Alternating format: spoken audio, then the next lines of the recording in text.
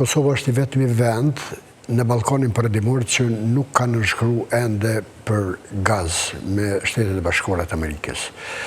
Edhe fakti edhe akti i insistimit edhe institucione relevante amerikane që të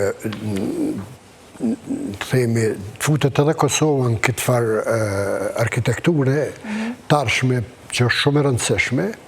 Kemë po edhe prononcimet e blokët opozitar, të cilat gjitha janë blanko pro këti projekti, ndërka që kemë rezerva, ashtu si e kam kuptuar unë nga qeveria, edhe gjykimi jam është që qeveria ka rezerva edhe për shkak se duke bazuar edhe në deklaratët që i bëri edhe kryeministri për këtë temë duke dikun e ka elaboru këtë, si të themi, këtë kërkesë të Shtetet e Bashkuara të Amerikës. Arsyetimi i tij është në gjykimin tim se ka rezerva për shkak se këta ideologjikisht qeveria është majtiste dhe kanë një pozicion të rezervuar në kuptimin e rrezikut, këta që shohin rrezikut që kompani transnacionale mundën me glabru kompetencën shtetërore, për shkak se kompani transnacionale jo vetëm në botë, po edhe sidomos në Amerikë, ato janë edhe duke përdorur edhe presidenti aktual bile shkohet aq larg sa që thuhet Amerika tash është bë një shtet transnacional. Pra rezervat në kuptimin që të prolongohet këtë temë është atë sa ka mund me kuptune që ka rezerva në kuptimin se, si me thonë, imponimet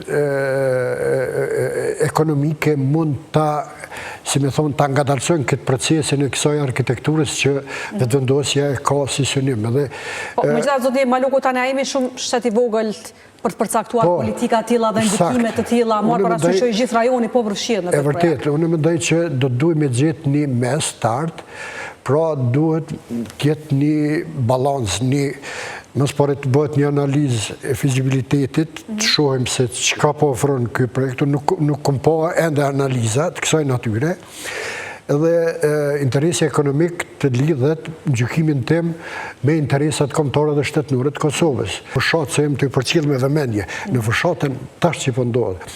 I kem, domethënë, një farfryme populiste. Bloku opozitor është të imitu, të bëjë disa improvizime, sikur se vetëvendosja me populizma. Dhe qofse ti e merr sloganet që i përdorin në fushat, ti vren se shumë slogane janë të ngjashme edhe janë populiste, tipike populiste. Partitë opozitare duhet, në mendimin tim, duhet ta zhvillojnë një narrativ tjetër, e cila do të bazohej kryesisht në programet ekzistenciale në sferën ekonomike. Kem paradoks të llojit vetë. Në njërën në fushat të në partitë kërkojnë, dhe me thonë, votën e qytetarëve, në anën tjetër, kur mbarojnë zgjedhjet nuk ka gatishmëri, si të themi, për të bërë kompromis.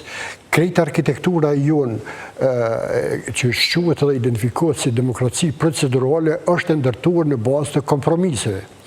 Këto rezerva edhe të bllokut opozitare edhe të qeverisë që është ndërheqje.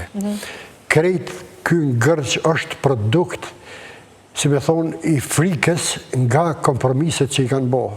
Edhe ish establishmenti i mahershëm, po edhe vetëvendosja është fut në këtë farë vallën e mëkateve, të themi kushtimisht, me këtë marrëveshjen e Horit që është shumë e dëmshme nëse implementohet, anipse nuk ka nënshkrim. Pra, unë këto nuk e kam dëgjuar. Ka një arsye, thoni, për këtë ngërçën edhe mungesën e kompromisit? Këtë arsye që askush nuk po ka guxim me thonë.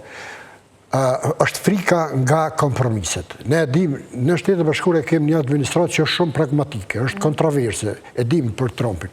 Edhe e kërkon aty për aty, tashti me luftën që ka ndodhur atje në Iran, lindje është vështirë, domethënë, me u fut Kosova në agjendë dhe me ardh Trumpit në tavolinë atje për me vënë. Por gjykoj që krejt ngërçi, apo që kam identifikuar se një farë shizofrenie politike është produkt i frikës nga kompromiset që kanë bërë. Edhe bloku opozitor, po edhe qeveria.